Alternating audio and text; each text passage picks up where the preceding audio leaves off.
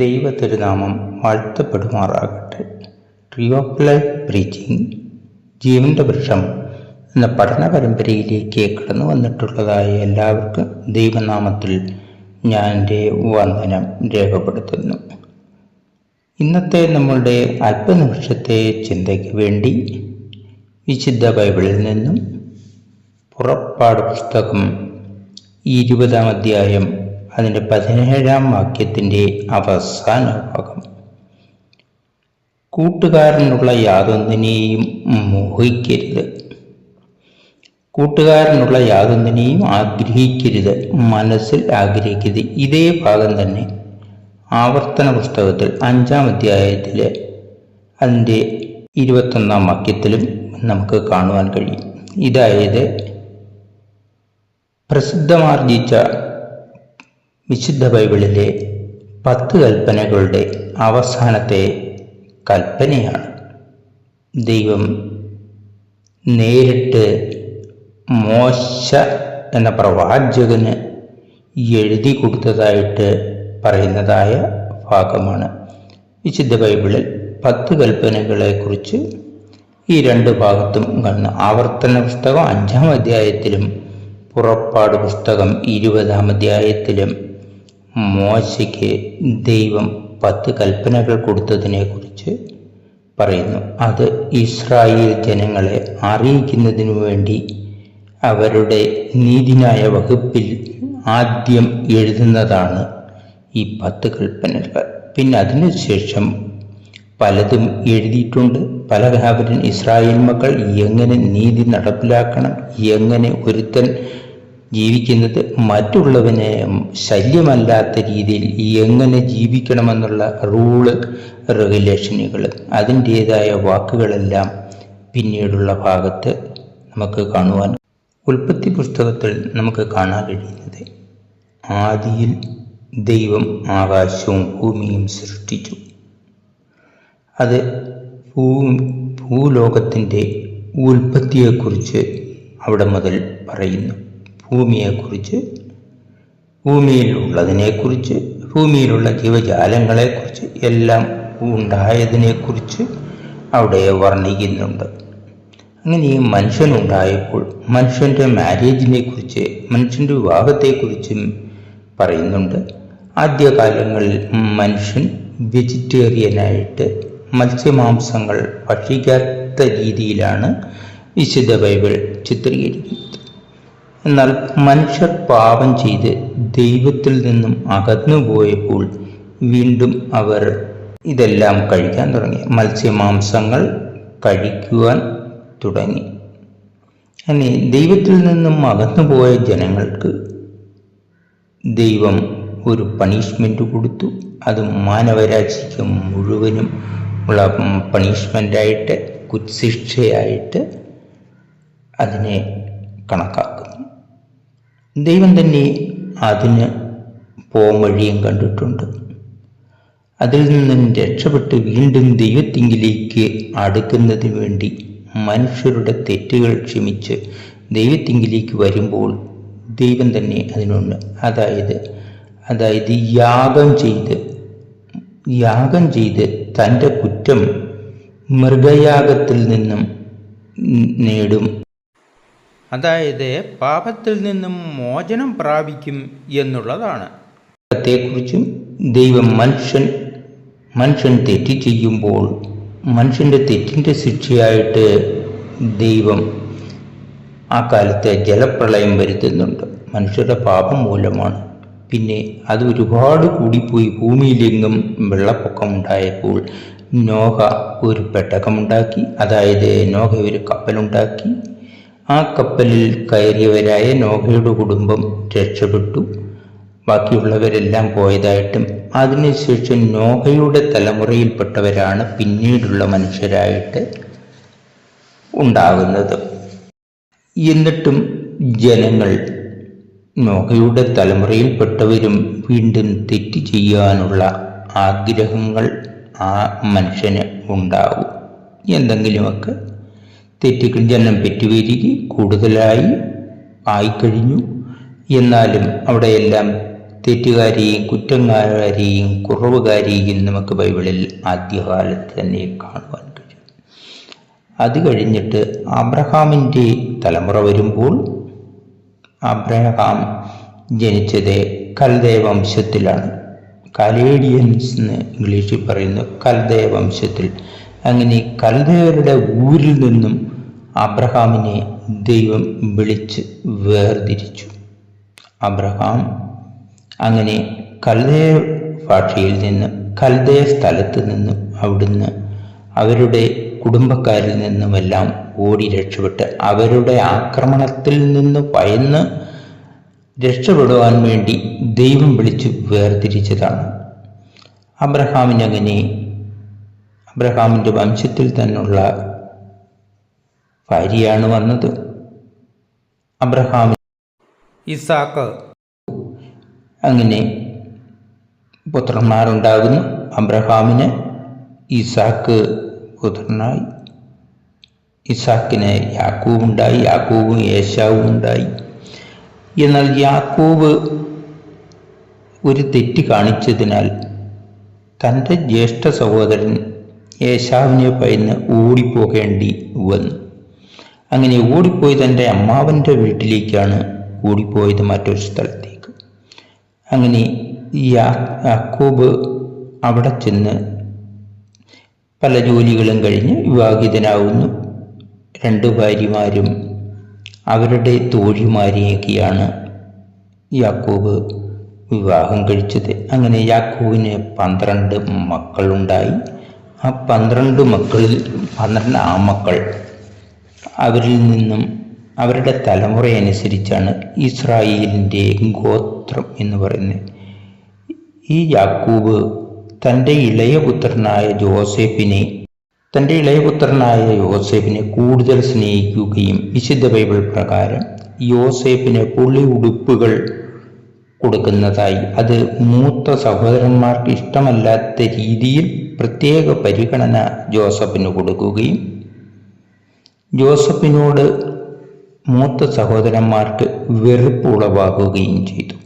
എന്നാൽ മൂത്ത സഹോദരന്മാർ അന്നത്തെ തൊഴിലായ ആട്ടിൻകൂട്ടത്തെ മേയ്പ്പാൻ വേണ്ടി ദൂരസ്ഥലത്ത് വനപ്രദേശങ്ങളിലൊക്കെ പോവുകയായിരുന്നു.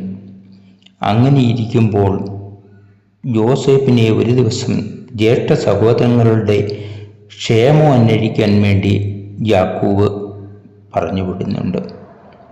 വനപ്രദേശത്ത് ചെന്നപ്പോൾ ജോസഫ് ഒറ്റയ്ക്ക്, സഹോദരന്മാരെല്ലാം ഒരു സൈഡിലും. ആർക്കും തന്നെ ജോസഫിനെ കണ്ടുകൂടാ. അവർ പിടിച്ച് പൊട്ടക്കിണറ്റിൽ കളഞ്ഞു. ചത്തില്ല, അന്നേരം മരിച്ചില്ല. പക്ഷേ പിന്നെ കുറച്ച് കഴിയുമ്പോൾ കച്ചവടക്കാർ, അന്ന് അടിമകളെ കച്ചവടം ചെയ്യുന്നതായ കാലമായിരുന്നു. കച്ചവടക്കാർക്ക് ജോസഫിനെ മൂത്ത സഹോദരന്മാർ കിണറ്റിൽ നിന്നും പിടിച്ച് വിറ്റു. അങ്ങനെ ജോസഫ് മിസ്രൈമിൽ എത്തപ്പെട്ടു. ജോസഫിൻ്റെ കഴിവുകൊണ്ടോ ദൈവം അനുഗ്രഹിച്ചതിനാലും ജോസഫ് മിസ്രൈം ദേശത്ത് പ്രൈം മിനിസ്റ്റർ വരെയായി. അവിടുത്തെ ഭരണാധികാരികളുടെ ജോസഫ് മന്ത്രിസ്ഥാനത്ത് ഫറവോ രാജാവിൻ്റെ, അതായത് അവിടുത്തെ ഭരണാധികാരിയുടെ മുൻപിൽ ആയി. എന്നാലും അവിടെ ഒരു തെറ്റ് ജോസഫിൻ്റെ മേൽ ആരോപിക്കുകയും ജോസഫ് ആ ഭാഗത്ത് നിന്ന് മാറേണ്ടതായി വരുന്നുണ്ട് എങ്കിൽ തന്നെയും പിന്നെയും ജോസഫ് അവിടേക്ക് ക്ഷണിക്കപ്പെട്ടു. അങ്ങനെ ജോസഫ് നല്ല രീതിയിലായപ്പോഴാണ് യാക്കോബിൻ്റെ ദേശത്ത്, കനാൻ ദേശത്ത് ക്ഷാമം ഉണ്ടാകുന്നത്. അപ്പോൾ യാക്കോബിന് ഇളയ പുത്രന്മാരാണുള്ളത്, മൂത്ത പുത്രന്മാരാണുള്ളത്. ജോസഫിൻ്റെ ഇളയതും ബെന്യാമീനും മറ്റ് സഹോദരന്മാരും യാക്കോബിൻ്റെ കൂടെയുണ്ട്. അവിടെ ക്ഷാമം ഉണ്ടായപ്പോൾ ക്ഷാമത്തിൽ നിന്നും രക്ഷപ്പെടുവാൻ വേണ്ടി ധാന്യം വാങ്ങിക്കുവാൻ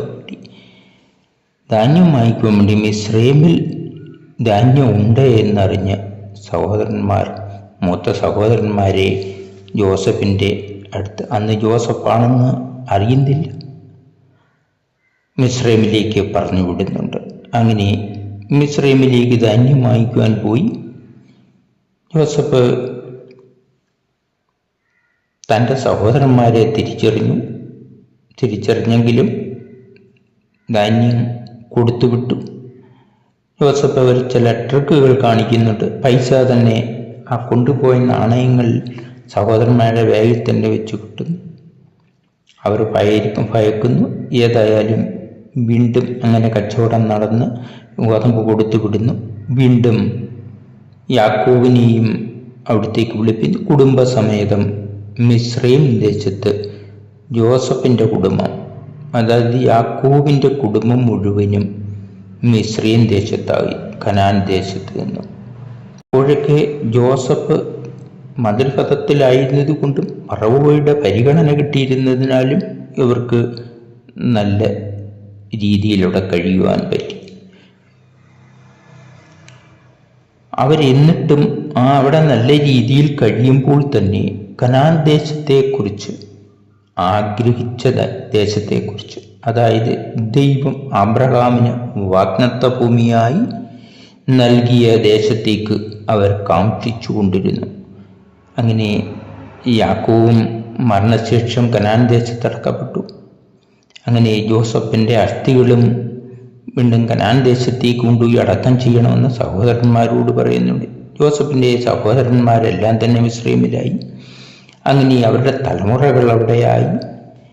അങ്ങനെ യോസഫ് പോയതിന് ശേഷം, യോസഫിൻ്റെ കാലശേഷം, യോസേഫിൻ്റെ പേരുപോലും അറിയാൻ വയ്യാത്ത ഫറവോകൾ, അതായത് ചക്രവർത്തിമാർ മിസ്രൈം ദേശത്ത് നാടുവാണ്. അപ്പോൾ തുടങ്ങി ഇവരുടെ പരാജയവും. കാരണം അന്യദേശത്ത് ജീവിക്കുമ്പോൾ പരാജയങ്ങളാണ്. അതായത് സ്വന്തപ്പെട്ടവർ ഇല്ല, ഏറ്റവും അവർ മൈനോറിറ്റിയായി. അപ്പോൾ ജോസഫിൻ്റെ കുടുംബത്തോട്, അബ്രഹാമിൻ്റെ കുടുംബത്തോട് മിസ്രൈംകാർ, അപ്പോഴത്തെ ഫറവോ കഠിന ജോലികൾ പറഞ്ഞു. അന്നത്തെ അവർക്ക് കിട്ടിയ ജോലി ചുടുകട്ട ഉണ്ടാക്കുന്നതാണ്. അതായത് പീഡനത്തിൽ കൂടിയുള്ള വേലയാണ്.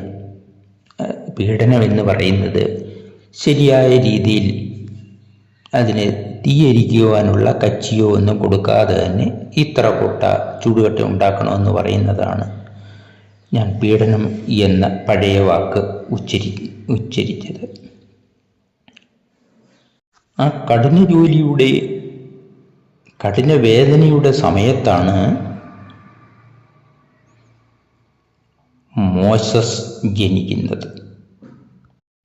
മോശസ് ജനിക്കുമ്പോൾ ഇസ്രായേൽ മക്കൾ വളരെ കഠിനത്തിൽ കൂടി ശരിയായ തൊഴിൽ പരിഗണനയില്ലാതെ അവർ ജോലി ചെയ്ത് ചുടുകട്ട ഉണ്ടാക്കണം. അപ്പോൾ ഇസ്രായേൽ ജനങ്ങളെ ആരും അവിടുത്തെ ഫറവോ പരിഗണിക്കുന്നില്ല. ആ സമയത്ത് ദൈവം മോശയെ വിളിക്കുന്നുണ്ട്. മോശയുടെ ജനനം തന്നെ ഫറവോ രാജാവിന് അതിശയം തോന്നി. ഇസ്രായേൽ ജനങ്ങൾ തങ്ങളുടെ രാജ്യത്ത് ജനിച്ച് വംശത്തിൽ അംഗസംഖ്യയിൽ കൂടുതലായാൽ ഇവരെന്തെങ്കിലും മിസ്രൈമ്യരെ ആക്രമിക്കുവാൻ സാധ്യതയുണ്ട്. അതുകൊണ്ട് ഇവരുടെ അംഗബലം കുറച്ച് നിർത്തണമെന്ന്. ആ സമയത്താണ് മോശ ജനിക്കുന്നതും. ഫറവോ രാജാവ് ഒരു കൽപ്പന പുറപ്പെടുവിച്ചു, 2 വയസ്സിന് താഴെയുള്ള ആൺകുട്ടികളെയൊക്കെയും ഇല്ലാതെയാക്കണം. അങ്ങനെ മോശസിനെ വീട്ടിൽ വളർത്തുവാൻ അനുവാദമില്ലാതെയായി. ഗവൺമെൻറ് രാജാവിൻ്റെ ഓർഡറാണ്, ചക്രവർത്തിയുടെ ഓർഡറാണ്. അങ്ങനെ മോശ ജനിക്കുമ്പോൾ മോശയുടെ മാതാപിതാക്കൾ ചുരുക്കം ചില ദിവസം വളർത്തിയിട്ട് ആ കുഞ്ഞിനെ ഞാങ്ങണ കൊണ്ട്, അതായത് ചെറിയ ഈറ കമ്പ് കൊണ്ട്, അതേപോലുള്ള കമ്പ് കൊണ്ട് പെട്ടകമുണ്ടാക്കി ഒരു കൂടുണ്ടാക്കി ആ ഞാങ്ങണ വളരുന്നതായ കാട്ടിനുള്ളിൽ നിക്ഷേപിച്ചപ്പോൾ ഈ കുഞ്ഞിന് എന്താണ് സംഭവിക്കാമെന്ന് അവർക്ക് കൊന്നുകളയുവാൻ അവർക്ക് മനസ്സില്ല. അത് മിസ്രൈമ്യർ അറിഞ്ഞാൽ, അവരുടെ ആൾക്കാരറിഞ്ഞാൽ അതിനെ കുഞ്ഞുങ്ങളെ നശിപ്പിക്കേണ്ടതിന് ആൾക്കാരെ ചക്രവർത്തി വിട്ടിട്ടുണ്ട്. ആ സമയത്താണ് ഞാങ്ങണയുടെ അവിടെ ഒരു കൂടുണ്ടാക്കി അവിടെ കൊണ്ട് നദിയിൽ ഉപേക്ഷിക്കുന്നത്. അവർക്കല്ലാതെ നിർവാഹമില്ലായിരുന്നു മോശയെ വളർത്തുവാൻ. അപ്പോൾ ആ സമയം തന്നെ എന്ത് സംഭവിക്കും, കുഞ്ഞിന് എന്ത് സംഭവിക്കും എന്ന് നോക്കാൻ വേണ്ടി അങ്ങകലി മോശയുടെ മൂത്ത സഹോദരി മിരിയാം നോക്കിക്കാണുന്നുണ്ടായിരുന്നു. എന്താണ് സംഭവിക്കുന്നത് ഈ കുഞ്ഞിന്? നദി വെള്ളത്തിൽ ഒഴുകിപ്പോന്നോ എന്ന് സംഭവിക്കുവാൻ നോക്കാൻ വേണ്ടി. ആ സമയത്ത് ഭാഗ്യവശാൽ ഫറവോൻ്റെ മകൾ അവിടെ നദിക്കടവിൽ കുളിക്കുവാൻ വരുന്നുണ്ട്. ഞാങ്ങണയുടെ ഇടയിൽ നിന്നും കരച്ചിൽ കേൾക്കുന്നതായ ശബ്ദം നോക്കി തോഴിമാരെ പറഞ്ഞു വിടുന്നുണ്ട്, കുഞ്ഞിനെ എടുത്തുകൊണ്ടുവരാൻ, പോയി നോക്കി വരാൻ. അങ്ങനെ അവർ തന്നെ സങ്കല്പിച്ചു. ആ സമയത്തെ ഇസ്രായേൽ കുട്ടികൾ മരിക്കേണ്ടതിനോ ഉപേക്ഷിക്കപ്പെടുന്ന കാലമായിരുന്നതിനാൽ ഇത് ഇസ്രായേലുകാരുടെ കുട്ടിയാണ്. കുഞ്ഞിനെ കണ്ടിട്ട് ഫറവോൻ്റെ പുത്രിക്ക് ഇഷ്ടം തോന്നുകയും അതിനെ വളർത്തണമെന്ന് ആഗ്രഹം തോന്നിക്കുകയും ചെയ്തു. അതായത് ദൈവം അവരുടെ മനസ്സിൽ പ്രവർത്തിച്ചതാണ് എന്ന് അനുമാനിക്കാം.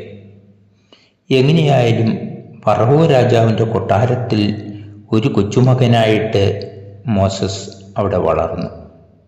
അങ്ങനെ ഫറവോൻ്റെ പുത്രിയുടെ മകനായി തന്നെ അവർ വളർത്തിയെന്നാണ് വിശുദ്ധ ബൈബിൾ രേഖപ്പെടുത്തുന്നത്. അങ്ങനെ ഇരിക്കുമ്പോൾ തെറ്റിനെ ചെറുക്കുവാൻ വേണ്ടി കുഴപ്പങ്ങൾ മിസ്രൈമ്യർക്ക് പറ്റി ഒരുത്തനെ ഉപദ്രവിച്ചതിൽ നിന്ന് ഒരുത്തന് ശിക്ഷ കൊടുത്തതിനാൽ ഫറവോനെ ഭയന്നിട്ട് മോശ തൻ്റെ കൊട്ടാരത്തിൽ നിന്ന് ഓടി പോകുന്നതായിട്ട് കാണുന്നു. മോശ മരുഭൂമിയിൽ പിന്നെ ആടുമേയിക്കുന്ന തൊഴിലാണ് ഏർപ്പെടുന്നത്. അപ്പോഴാണ് ദൈവം പ്രത്യക്ഷപ്പെടുന്നത്. തൻ്റെ സഹോദരന്മാരെ ഇസ്രായേൽ ജനതയെ ഫറവോൻ്റെ അടിമത്തത്തിൽ നിന്നും ഈജിപ്തിൽ നിന്നും രക്ഷപ്പെടുത്തി കനാൻ ദേശത്തേക്ക് അവർക്ക് ദൈവം കൊടുക്കുമെന്ന് മുന്നമേ പറഞ്ഞിട്ടുള്ളത് അബ്രഹാമിന് വാഗ്ദത്തം ചെയ്തതായ ഭൂമിയിലേക്ക് കൊണ്ടുപോകണം. അങ്ങനെ മോശ ഫറവോൻ്റെ അടുക്കൽ ചെല്ലുന്നു. മോശയ്ക്ക് ചില കഴിവുകേടുകളുണ്ടായതുകൊണ്ട്, സംസാര ചാതുര്യമില്ലാഞ്ഞതുകൊണ്ട് മോശയുടെ സഹോദരനായ അഹരോനെയും കൂട്ടുവാൻ ദൈവം കൽപ്പിച്ചു. അങ്ങനെ അഹരോനും മോശയും കൂടി ഈജിപ്ഷ്യൻ കൊട്ടാരത്തിൽ ചെന്ന് ഫറവോയുടെ അടുക്കൽ ചെന്ന് ഇസ്രായേൽ ജനങ്ങളെ വിട്ടയക്കണം കനാൻ ദേശത്തേക്ക്. അവർ സാധാരണഗതി വിട്ടയക്കുന്നില്ല. അങ്ങനെയാണ് 10 പ്ലേഗുകൾ, 10 ബാധകൾ ഈജിപ്തിന് വരുത്തിയിട്ട് അങ്ങനെ 10ാമത്തെ ബാധയിൽ ദൈവം മനസ്സിൽ പ്രവർത്തിപ്പിച്ച് ഫറവോ വിട്ടയച്ചു. എങ്കിൽ തന്നെയും ഫറവോ പുറകെ ചെല്ലുന്നു. വീണ്ടും മനസ്സ് തിരിഞ്ഞ് ഇസ്രായേൽ മക്കളെ പിടിക്കേണ്ടതിന് പട്ടാളക്കാരെ വിടുന്നുണ്ട്. അന്നേരം വിട്ടെങ്കിലും അങ്ങനെ റെഡ് സീ കടന്ന് അങ്ങനെ റിവർ കടന്ന് അവർ ഇക്കരെ രക്ഷപ്പെടുന്നുണ്ട്. അങ്ങനെ ഇസ്രായേൽ മക്കൾ ആ സമയത്ത് എത്രയെന്ന് വിശുദ്ധ ബൈബിൾ കൃത്യമായി രേഖപ്പെടുത്തുന്നില്ല. ചില എഡീഷനുകളിൽ 6000 എന്നാണ് ഹിന്ദി എഡീഷനുകളിൽ അതിൻ്റെ നോട്ട് കൊടുത്തിരിക്കുന്നത്. ചിലർ 6 ലക്ഷമെന്നോ ഒക്കെ ചില ബൈബിളുകളുടെ നോട്ടിനകത്ത് പറയുന്നുണ്ട്. എത്ര ആയാൽ തന്നെയും ഇസ്രായേൽ ജനങ്ങൾ വളർന്നു പെരുകി അങ്ങനെ സീനായും പർവ്വതത്തിൻ്റെ അടുത്ത അടിവാരത്തിൽ ചെല്ലുമ്പോഴാണ് ജനങ്ങൾ കൂടി അവർക്ക് നിയമങ്ങൾ കൊടുക്കേണ്ടിയിരിക്കുന്നു. അങ്ങനെ നിയമങ്ങൾ കൊടുക്കുവാൻ വേണ്ടി മോശയോട് പ്രവാചകനോട് ദൈവം കൽപ്പിച്ചു. അങ്ങനെ ദൈവം തന്നെ നിയമങ്ങൾ റൂൾസ് ആൻഡ് റെഗുലേഷൻസ് കൊടുക്കുന്നതാണ്. ആദ്യത്തെ റൂൾസ് ആൻഡ് റെഗുലേഷനെയാണ് ഈ 10 കൽപ്പനകളെന്ന് പറയുന്നത്. 10 കൽപ്പനകൾ കൊടുക്കുന്നതിന് അവസാന ഭാഗമാണ് നാം ഈ വായിച്ചത്. ആദ്യത്തെ കൽപ്പനയിൽ പറഞ്ഞ് നിങ്ങൾക്ക് ഇസ്രായേൽ ജനതയുടെ ദൈവമല്ലാതെ, യഹോവയല്ലാതെ മറ്റൊരു ദൈവത്തിൻ്റെ പേരിൽ ഉണ്ടാക്കരുത്, അന്യദൈവങ്ങളെ ആരാധിക്കരുത്. അതായത് ഭൂമിയെയും പ്രപഞ്ചത്തെയും സൃഷ്ടിച്ച ഒരേ ഒരു ഈശ്വരനെ മാത്രമേ ആരാധിക്കാവൂ.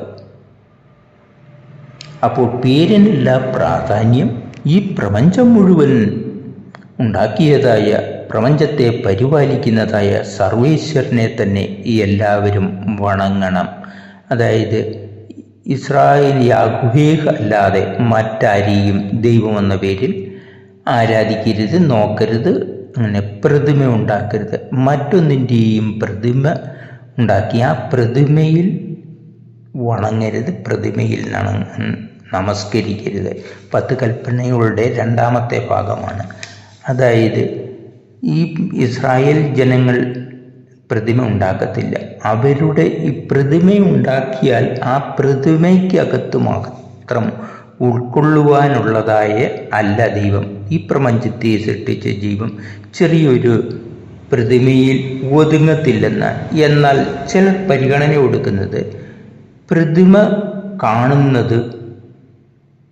പ്രതിമ കണ്ടുകൊണ്ട് ഈ പ്രപഞ്ചത്തെ സൃഷ്ടിച്ച ദൈവത്തെയാണെന്ന് പറഞ്ഞ് ചില ഗ്രൂപ്പുകാർ അങ്ങനെ വെക്കുന്നുണ്ട്. അവർ ആ വെച്ചിട്ട് യേശുക്രിസ്തുവിൻ്റെ പടവും ചിലർ വെക്കുന്നുണ്ട്. ആരാധന പ്രപഞ്ചത്തെ ഉണ്ടാക്കിയതായ ദൈവത്തെ തന്നെയാണ്. മൂന്നാമത്തെ കൽപ്പന പറയുന്നത് ദൈവത്തിൻ്റെ നാമം വൃഥാ എടുക്കരുത്, ദൈവത്തിൻ്റെ പേര് ആവശ്യമില്ലാതെ എടുക്കരുത്. അതായത് ദൈവത്തിൻ്റെ പേരിൽ വൃഥാ പ്രവർത്തികൾ ചെയ്യരുത്. അതായത് ദൈവത്തിന് ഹിതമാവണ്ണം തന്നെ ചെയ്യണം എന്നുള്ള 10 കൽപ്പനയുടെ മൂന്നാമത്തെ കൽപ്പന. നാലാമത്തെ കൽപ്പന ദൈവം ഓരോ ദിവസവും ആകാശവും ഭൂമിയെ സൃഷ്ടിച്ചു എന്ന് തുടങ്ങി മുതൽ അവസാന ദിവസം 7-ാം ദിവസം ദൈവം ജോലി ചെയ്തില്ല. അതനുസരിച്ച് മനുഷ്യർ സാബത്ത് ദിവസം, അതായത് ശനിയാഴ്ച ദിവസം അതിനെ ആരാധനയ്ക്ക് വേണ്ടി വേർതിരിക്കണം എന്ന് പറയുന്നതാണ്. പിന്നെ 5-ാമത്തെ കൽപ്പനയാണ് നിന്റെ അപ്പനെയും അമ്മയെയും മാതാപിതാക്കളെ ബഹുമാനിക്കുക എന്നുള്ളത്. അങ്ങനെ മാതാപിതാക്കളെ ദീർഘായുസ്സായിട്ടിരിക്കാൻ വേണ്ടി പറയുന്ന 5-ാമത്തെ കൽപ്പന, അത് വളരെ പ്രാധാന്യമുള്ള ഒരു കൽപ്പനയായിട്ട് എല്ലായിടവും കേൾക്കുന്നുണ്ട്. പിന്നെ 6-ാമത്തെ കൽപ്പനയിൽ പറയുന്നു, പിന്നെ അടുത്ത കൽപ്പനയായിട്ട് കുല ചെയ്യരുത്, തെറ്റ് ചെയ്യരുത്, അതായത് ഒരുത്തനെ ഉപദ്രവിക്കരുത് എന്നുള്ള.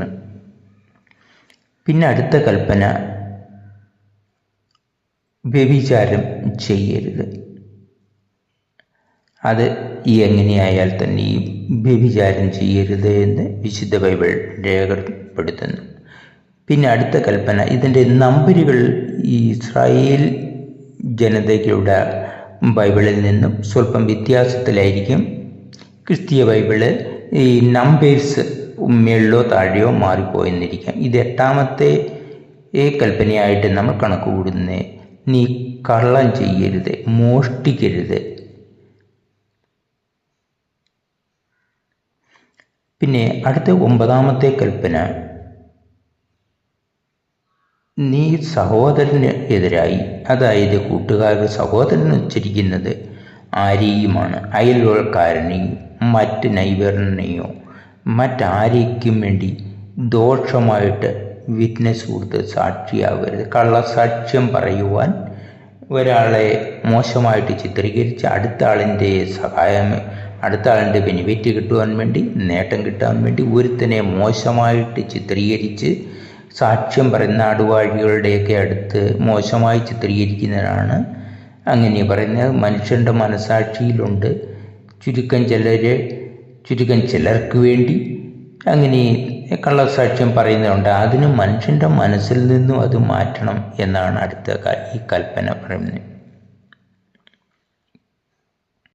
അടുത്ത കൽപ്പനയാണ് നാം ഉച്ചരിക്കുന്നതായ നാം താക്കോൽ വാക്യമായിട്ടെടുത്ത അതായത് നീ സഹോദരൻ്റെ, അയൽക്കാരൻ്റെ, മറ്റുള്ളവൻ്റെ യാതൊന്നും മോഹിക്കരുത്. അവൻ്റെ വീട്ടിലുള്ളത് യാതൊന്നിനെയും നീ മോഹിക്കരുത്. കൂട്ടുകാരനുള്ള യാതൊന്നിനെയും മോഹിക്കരുത്.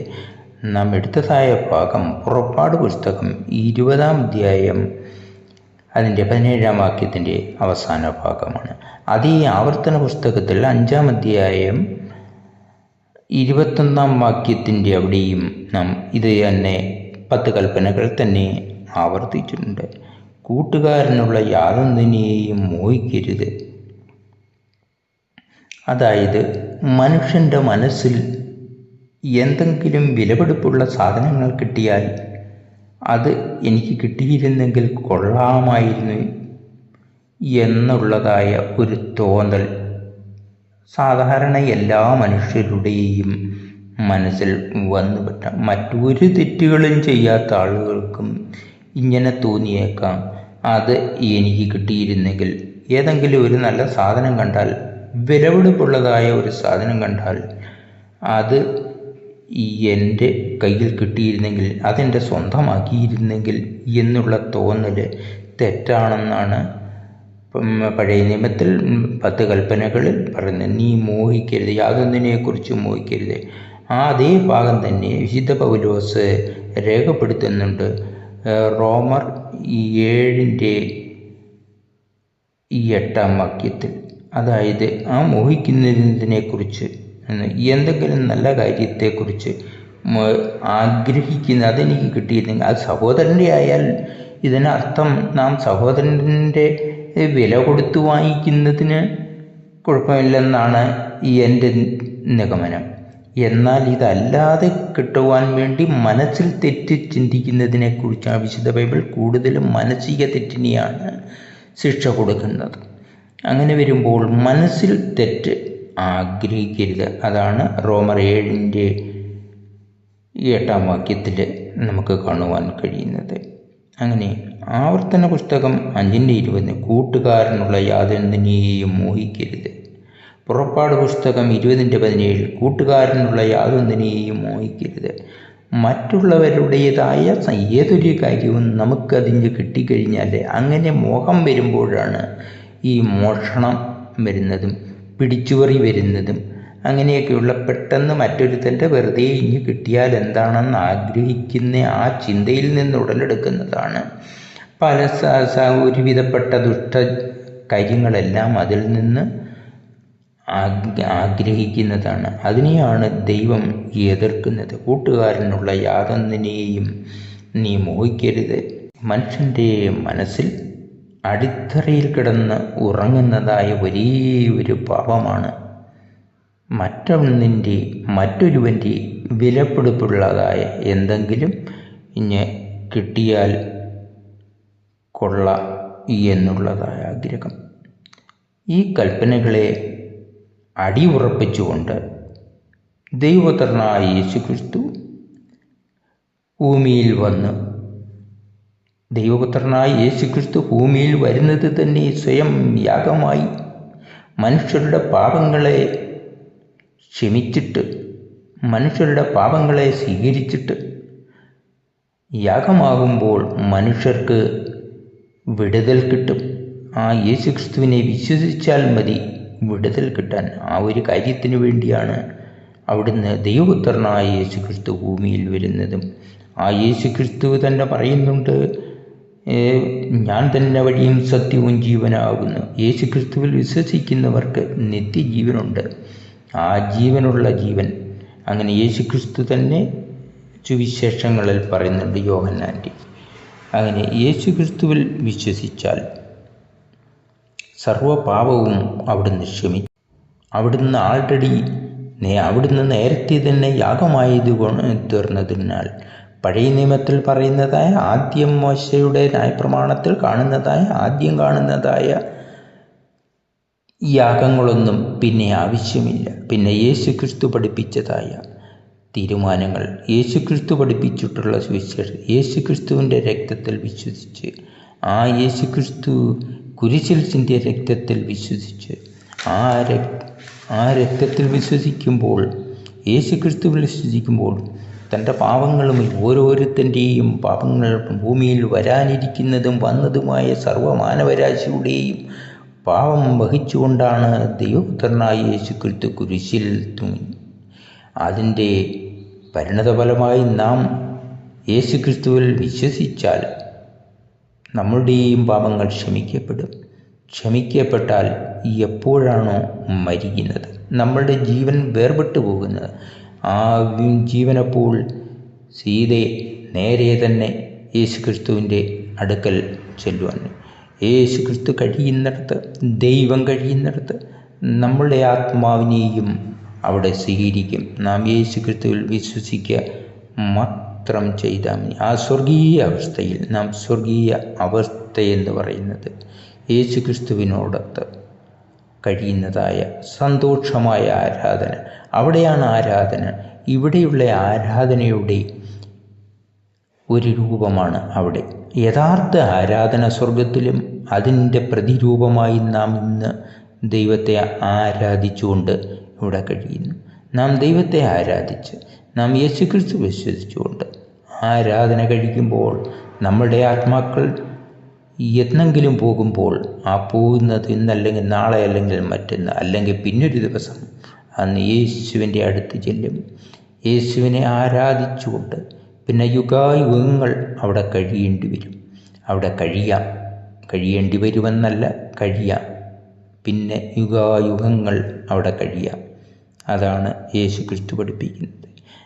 അങ്ങനെ നമ്മുടെ പ്രസ്തുത ഭാഗത്ത് പുറപ്പാട് പുസ്തകം 20-ാം അധ്യായം 17-ാം വാക്യത്തിൻ്റെ അവസാന ഭാഗത്ത്